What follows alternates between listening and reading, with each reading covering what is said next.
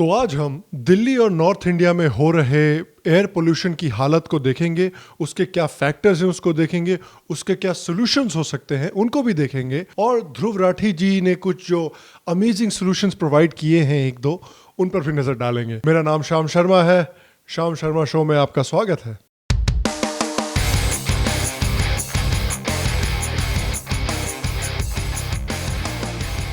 Hello और Shyam Sharma show के इस एपिसोड में आपका बहुत बहुत स्वागत है। आज मुझसे जुड़ने के लिए और आज ये शो देखने के लिए आपका बहुत बहुत धन्यवाद। तो हम देख रहे हैं काफी समय से कि दिल्ली और नॉर्थ इंडिया इन जनरल का जो एयर पोल्यूशन की हालत है वो बहुत ही खराब है और काफी समय से ये और भी खराब होती जा रही है। तो एयर क्वालिटी इंडेक्स जो है, जो एक तरीका है एयर क्वालिटी को नापने का, मापने का, उस हिसाब से जो AQI है वो सीवियर कैटेगरी में दिल्ली में और नॉर्थ इंडिया में है काफी समय से, जो 500 के आसपास होता है। 500 से जरा सा भी अगर आप ऊपर चले जाएं तो वो इमरजेंसी कैटेगरी में चला जाता है। तो देखिए, इससे काफी साफ है कि जो एयर क्वालिटी की हालत है दिल्ली में और नॉर्थ इंडिया में, ये एक बहुत सीरियस एक हेल्थ क्राइसिस बन रहा है भारत में, जिससे कि बहुत लोगों की हेल्थ पर बहुत बुरा असर पड़ रहा है। तो इसके लिए कुछ करना जरूरी है, इसके लिए कुछ सोल्यूशन निकालने जरूरी है, क्योंकि अगर ये इसी तरह से चलता रहा तो ये हेल्थ क्राइसिस जो अभी बन रखी है ये और भी खराब होगी और करोड़ों लोगों की हेल्थ पर बहुत बुरा असर पड़ेगा। तो कुछ करने के लिए सबसे पहले हमें ये देखना जरूरी है कि कौन से ऐसे फैक्टर्स हैं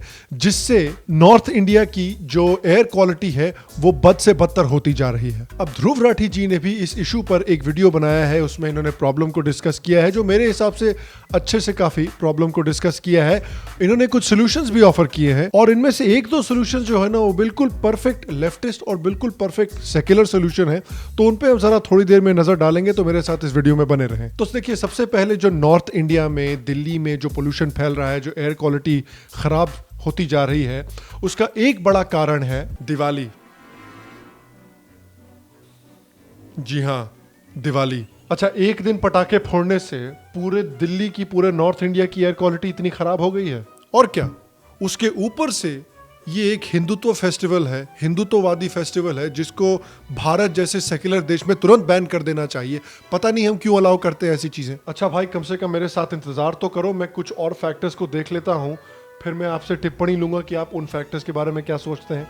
ठीक है? ठीक है भाई, तुमको जो करना है करो। देखो, हमें सच्चाई पता है, हिंदुत्ववादियों की गलती है कि एयर पोल्यूशन इतना खराब क्यों हो रखा है। ठीक है, बाकी तुमको जो करना है कर लो। चलिए देखते हैं कुछ फैक्टर्स को। Centre for science and environment के डायरेक्टर जनरल ने कहा है कि गाड़ियां जो हैं वो दिल्ली के और नॉर्थ इंडिया के जो पोल्यूशन है उसमें बहुत बड़ा रोल प्ले करती हैं।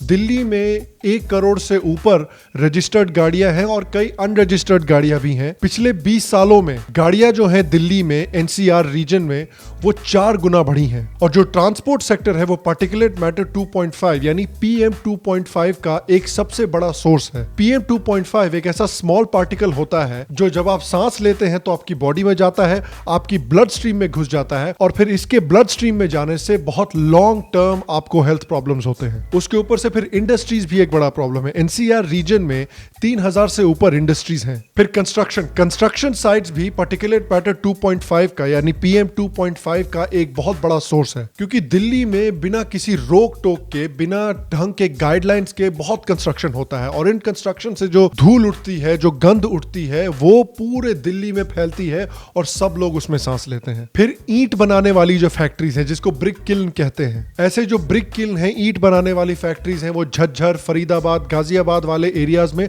बहुत हैं। और इनका जो पीक बिजनेस टाइम होता है ना, वो दिसंबर से जून के बीच में होता है।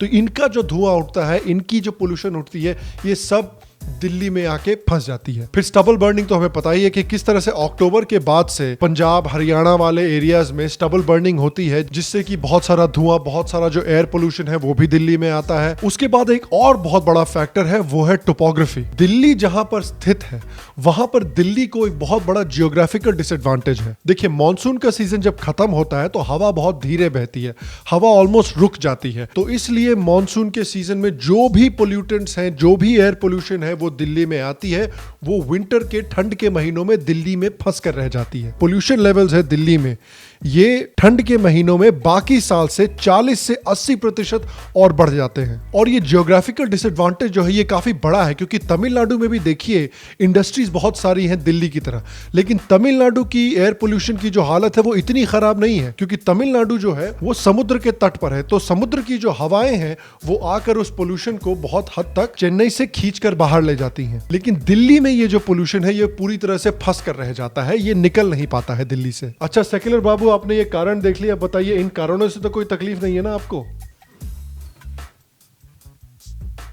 अच्छा भाई साहब तो कट लिए, चलिए कोई बात नहीं, हम सॉल्यूशंस को देखते हैं। अब राठी जी ने भी कुछ सॉल्यूशंस दिए हैं। देखिए उनके कुछ सॉल्यूशंस अच्छे हैं, लेकिन एक दो सॉल्यूशन उन्होंने ऐसे दिए हैं ना जो बिल्कुल परफेक्ट लेफ्टिस्ट और सेक्युलर सॉल्यूशन है। लेकिन दिवाली की रात को जितना पोल्यूशन होता है ये इतना पॉइजन बन जाता है, इतनी पॉइजन बन जाती है हवा कि कोई कैसे जी ले इस हवा में। मेरी राय में हर फेस्टिवल पे पटाखे बैन कर देने चाहिए, कंप्लीट बैन लग जाना चाहिए इन पर। क्या बात है, पटाखे बैन कर देने चाहिए? अरे भैया ये कौन सा सोल्यूशन है? चीजों को सीधे सीधे बैन करना कभी भी अच्छा सोल्यूशन नहीं होता है। अमेरिका में जब प्रोहिबिशन हुआ था, जहां पर उन्होंने अल्कोहल को बैन किया था, उससे कोई सबक नहीं सीखा आपने? अमेरिका का जो वॉर ऑन ड्रग्स है उससे कोई सबक नहीं सीखा आपने, जहां पर उन्होंने सारे ड्रग्स को बैन कर रखा हुआ है? देखिए अमेरिका में इस तरह से चीजों को बैन करने से सिर्फ और सिर्फ खराब इफेक्ट हुए हैं, सिर्फ और सिर्फ खराब चीजें हुई हैं। ऑर्गेनाइज क्राइम बढ़ा है, क्रिमिनल एक्टिविटी बढ़ी है, करप्शन बढ़ा है। जिन चीजों को बैन किया गया है वो फिर ब्लैक मार्केट में जाके उनको बनाया जाता है, और ब्लैक मार्केट में कोई रेगुलेशन तो है नहीं, तो और भी डेंजरस हो जाती हैं ये चीजें। जो टैक्स गवर्नमेंट कमा सकती थी इन चीजों को रेगुलेट करने से, वो टैक्स भी गया। और उसके ऊपर से देखिए भैया ह्यूमन नेचर है, अगर आप किसी को जाकर बोलिएगा कि अबे देख ये नहीं करना, ये बिल्कुल तुमको करना अलाउड नहीं है, ये बिल्कुल मैंने बैन कर रखा है, तो जितना तुम किसी को मना करोगे कोई चीज करने के लिए, वो बंदा उतना उस चीज को करेगा। ह्यूमन नेचर है। तो इस तरह से चीजों को बैन करना कोई ढंग का सोल्यूशन नहीं होता है। इनफैक्ट जो प्रॉब्लम है जिसको आप बैन करके सॉल्व करने की कोशिश कर रहे हैं, वो प्रॉब्लम और भी खराब हो जाती है। अगर मैं सच बात करूं तो कई राइट विंगर भी हैं जिनको चीजें बैन करने का बड़ा शौक है। ई सिगरेट बैन करो, बिहार में शराब बैन करो। ज्यादातर जनता सोचती है कि मंदिर मस्जिद हिंदू मुस्लिम ज्यादा बड़ा इशू है तो नेता लोग भी उसी साइड गिरेंगे।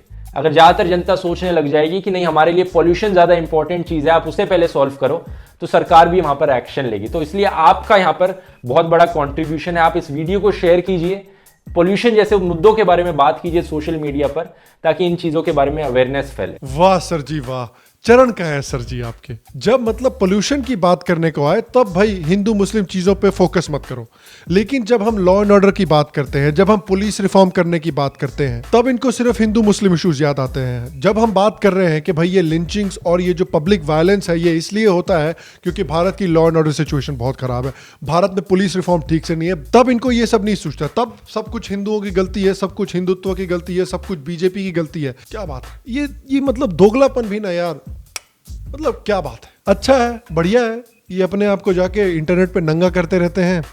अच्छा है भाई। अब देखिए कुछ सॉल्यूशंस को देखते हैं। तो क्या सॉल्यूशंस हो सकते हैं यहाँ पर? पहला तो देखिए, क्योंकि ट्रांसपोर्ट सेक्टर जो है ये पोल्यूशन में इतना बड़ा कंट्रीब्यूशन देता है, तो इलेक्ट्रिक गाड़ियां और फ्यूल एफिशिएंट गाड़ियों की तरफ बढ़ना फ्यूचर में ये एक बहुत बड़ा सोल्यूशन है। दिल्ली गवर्नमेंट ने एक प्लान अनाउंस किया है कि वो ट्रांसपोर्ट सेक्टर को साफ करने वाले हैं 5500 इलेक्ट्रिक पब्लिक ट्रांसपोर्ट बसेस को दिल्ली में लगाकर, और वो 2023 तक 25% जो दिल्ली की गाड़ियां हैं उनको इलेक्ट्रिक गाड़ियां बनाना चाहते हैं। तो ये मेरे हिसाब से देखिए एक बहुत अच्छा और एक बहुत इफेक्टिव स्टेप होगा दिल्ली में एयर पोल्यूशन को कम करने के लिए। दूसरा बहुत बड़ा है कंस्ट्रक्शन पोल्यूशन को कम करना। पहला काम आप ये कर सकते हैं कि वहां पे जो कंस्ट्रक्शन मटेरियल है और जो मटेरियल ट्रकों में लाया जाता है उसको ठीक से कवर करके रखा जाए ताकि वो हवा में ना उड़ जाए धूल। दूसरा, जो कंस्ट्रक्शन एरिया की जमीन है उसको गीला रखा जाए ताकि वहां पर धूल जमा ना हो। तीसरा, हांगकांग जैसे देशों में हमने देखा है कि जहां पर भी कंस्ट्रक्शन हो रहा होता है उन बिल्डिंग्स को एक मेश के नेट से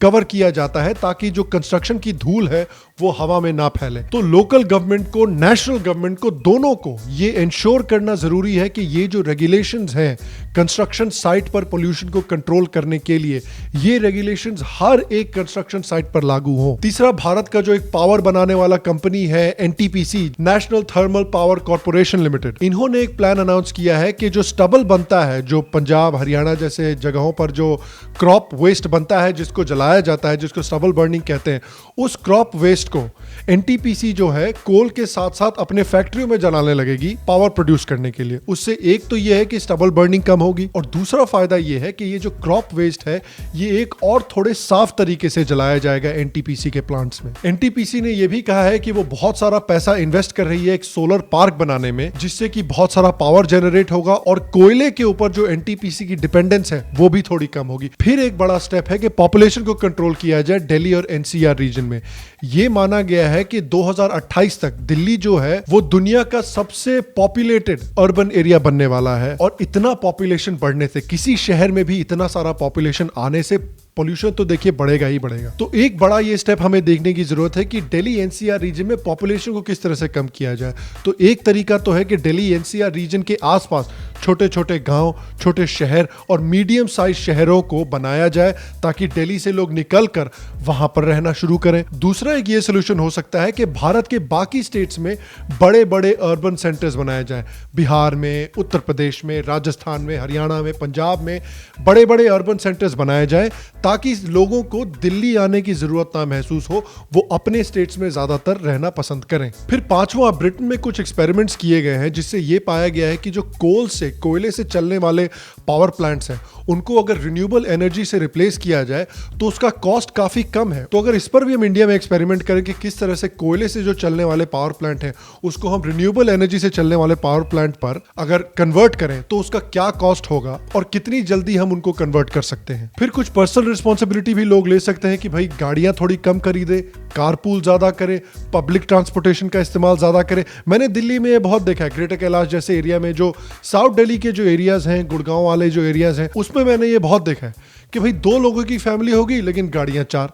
अबे क्या करना है तुमको 4 गाड़ियों का भाई। फिर उसके ऊपर से डीजल जनरेटर के अलावा इन्वर्टर का इस्तेमाल करें और इलेक्ट्रॉनिक व्हीकल्स की तरफ बढ़ना शुरू करें, और ऐसे गाड़ियों की तरफ बढ़ना शुरू करें जिनकी फ्यूल एफिशिएंसी, जिनका माइलेज अच्छा हो। तो ये कुछ ऐसे सॉल्यूशंस हैं जो मैं मानता हूं कि पोल्यूशन जो लेवल्स हैं दिल्ली में उसको कम करने में मददगार हो सकते हैं। फिर कुछ स्टडीज हैं जो ये डिस्कस करती हैं कि कैसे दिल्ली का जो एयर पोल्यूशन है उसको कम किया जा सके। तो वो कुछ स्टडीज भी मैंने डिस्क्रिप्शन में नीचे डाल रखी है, तो जरूर जाके उन स्टडीज को भी अगर आपकी मर्जी है तो जरूर देखें। और मैं आपसे पूछना चाहता हूं कि आपको क्या लगता है कि दिल्ली की जो और नॉर्थ इंडिया की जो एयर पोल्यूशन है उसको कम करने में सबसे मददगार स्टेप्स क्या हो सकते हैं? नीचे मुझे अपने कॉमेंट सेक्शन में जरूर बताएं। अगर आपको आज का एपिसोड पसंद आया हो तो प्लीज आज के एपिसोड को एक लाइक दें, एक थम्स अप दें, इससे मेरी बहुत मदद होती है, इससे इस शो की बहुत मदद होती है। और अगर आप चाहें तो इस शो को शेयर भी जरूर करें। अगर आपको श्याम शर्मा शो पसंद है और आप श्याम शर्मा शो को सपोर्ट करना चाहते हैं तो नीचे पेट्रियन के लिंक पर जरूर क्लिक करें, शो के एक पेट्रन बने। इससे आपको बहुत सारे एक्सक्लूसिव पर्क्स मिलेंगे। आप पोल्स पर जाके वोट कर सकते हैं, आप मेरे गेस्ट से जिनको मैं शो पर बुलाता हूं जाकर पेट्रियन पे सवाल भी पूछ सकते हैं, और आपको जो पेट्रियन का व्हाट्सएप ग्रुप है और डिस्कॉर्ड सर्वर है उस पर भी एक्सेस मिलता है, तो जरूर सपोर्ट करें। अगर आपको श्याम शर्मा शो पसंद है और आपने अभी तक सब्सक्राइब नहीं किया है, अरे भैया तो क्या कर रहे हैं, नीचे सब्सक्राइब बटन पे क्लिक कीजिए, सब्सक्राइब कीजिए, बेल आइकॉन को दबाना बिल्कुल भी मत भूलिए। और हाँ, यहाँ हमारे और भी बहुत सारे एपिसोड्स हैं, जरा उनको भी जाकर देखिए, आपको जरूर पसंद आएंगे। मैं आपको अगले एपिसोड में मिलूंगा, तब तक स्वस्थ रहें, सुखी रहें और फिर मिलेंगे।